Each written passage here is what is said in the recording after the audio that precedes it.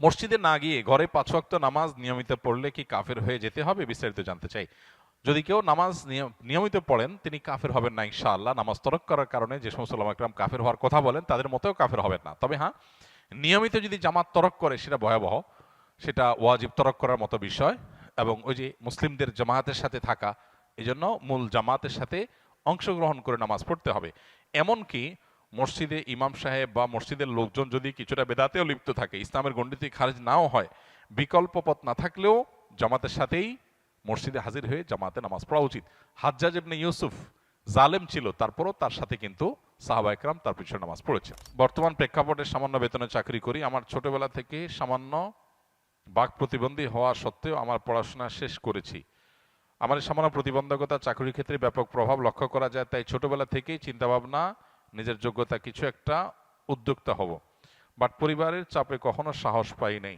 পরিবারের কোনোভাবেই নিজে কিছু একটা করব মেনে নেয় না। তারা চায় আমি যেন সবসময় চাকরি করি, বলে সামান্য বা কম বেতনে হলেও 15 দিনে চাকরি করো।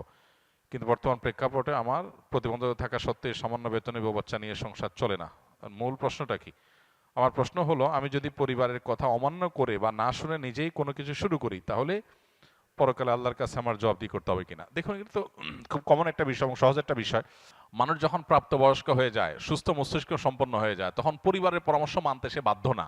তবে যদি তার নিজের বিবেক বিবেচনার চাইতে পরামর্শ যারা দিচ্ছে তাদের বিবেক বিবেচনা বেশি গুরুত্বপূর্ণ মনে হয়, ভালো মনে হয়, ডিপ মনে হয়, এবং সবাই পরামর্শ দেয়, তাহলে সেটাকে আমলে নেওয়া উচিত। মুসলমান পরামর্শকে গুরুত্ব দেওয়া উচিত, কিন্তু সে বাধ্য না। প্রাপ্তবয়স্ক মানুষ, সে কি ব্যবসা করবে না চাকরি করবে তার ব্যাপার। তবে হ্যাঁ, আবেগের কারণে আমি ভুল ডিসিশন নিতে পারি, সেক্ষেত্রে যে বিষয়ে কাজ করব সে বিষয়ে অভিজ্ঞদের সাথে পরামর্শ করে ডিসিশন নেব।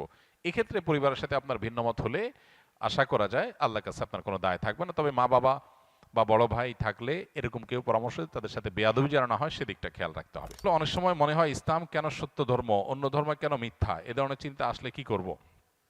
দেখেন, আমরা যখন চাষাবাদ করি শুধু ফসল হয় না, ফসলের সাথে আগাছাও হয়। ধান খেতে ধান গাছ আর আগাছা দেখতে একই রকম লাগে না? এখন কেউ যদি বলে, ভাই ধান গাছগুলোকে যত্ন করে রাখেন, আগাছাগুলো কেটে রাখেন, কেন? দেখতে তো একই রকম। এই জন্য পৃথিবীতে প্রচলিত যত ধর্ম আছে দেখতে মনে হয় সব ধর্ম একরকম। আসলে একটা হলো মূল গাছ, মূল গাছের মধ্যে বহু আগাছা সৃষ্টি হয়েছে। যেই ধর্মের সূত্র আসমানের সাথে, আল্লাহর সাথে, ওহির সাথে, নবী রাসূলদের সাথে, সেগুলোকে বলা হয় আসমানি ধর্ম। এগুলো যুগে যুগে সব একই সূত্রে গাথা। এগুলোরই সর্বশেষ ধারা হলো মুহাম্মদ সাল্লাল্লাহু আলাইহি সাল্লামের ধর্ম। এরপর আর কোনোটা আসবে না, এরপর কিয়ামত হয়ে যাবে।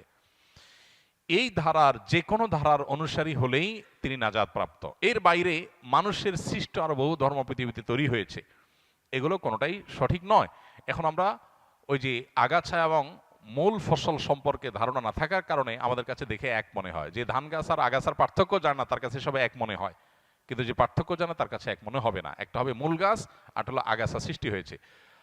আসমানি ধর্ম, এটার ধারা শুরু হয়েছে কখন? আদম আলাইহিস সালাম থেকে শুরু করে নূহ আলাইহিস সালামের সময় এটার দ্বিতীয় ধাপ শুরু হয়েছে।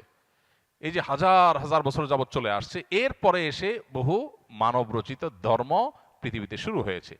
অতএব এগুলোর ভিতরে কোনটা আল্লাহর মনোনীত আর কোনটা আল্লাহর মনোনীত না, এটা বোঝাটা হলো গুরুত্বপূর্ণ। আল্লাহ কোরআনে বলেছেন, দ্বীন ইনদাল্লাহিল ইসলাম, আল্লাহর কাছে একমাত্র মনোনীত দিন হলো ইসলাম।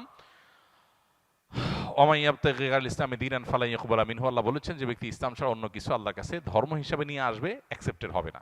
এজন্য আমাদের ইসলাম সম্পর্কে জানতে হবে এবং মানব রচিত দিন বা ধর্মগুলো সম্পর্কে আমাদের জানতে হবে, তাহলে ইনশাআল্লাহ ধোঁয়াশা দূর হবে।